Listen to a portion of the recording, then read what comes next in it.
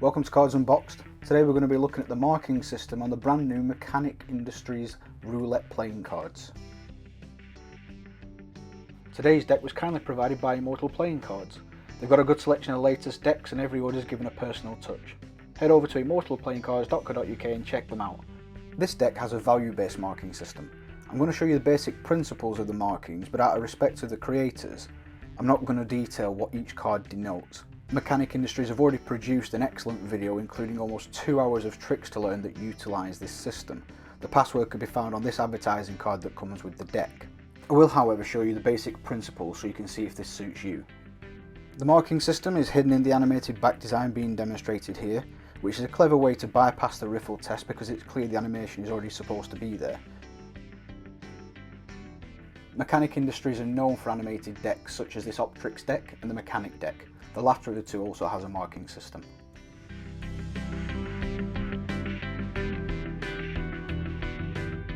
Before I discuss the markings, it's also worth noting that the design lends itself to aid with countdown tricks. For example, where the roulette ball lands, you could set up a situation where the chosen card is that number away. So in this picture here you can see where the ball's landed on the 5, you could engineer a trick where the spectator's card is 5 cards away. This gives an extra dimension to that back design and increases the routine potential. Back to the marking system. This system is not a full marking system as it doesn't give you the suits, it gives you the value of the card. This is still a useful proposition, especially for magicians and card mechanics, and the 1 hour and 49 minute video tutorial that comes for this deck gives plenty of different ways how you can utilise the system.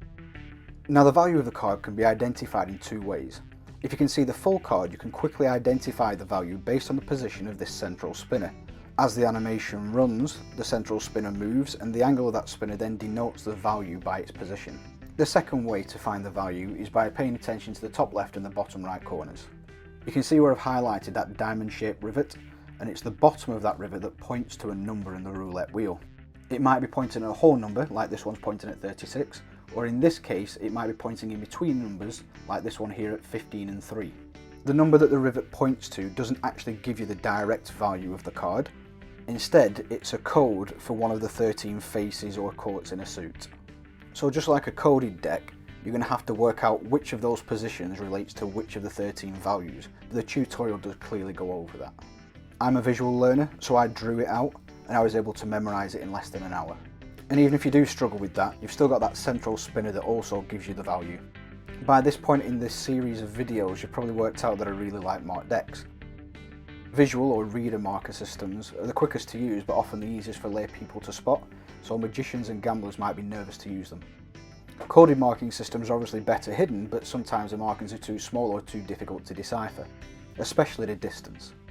This design seems to blend both types. The values are coded, but the coding is very easy and easy to see from a distance. As I mentioned already, anyone clued up enough to try the riffle test for markings, they're going to be fooled by the fact the deck is supposed to animate because of that spinning roulette wheel. It's such a clever idea and it's fantastically executed. Leave a comment below and let me know what you think. Smash that subscribe button for me as well and give it a like too.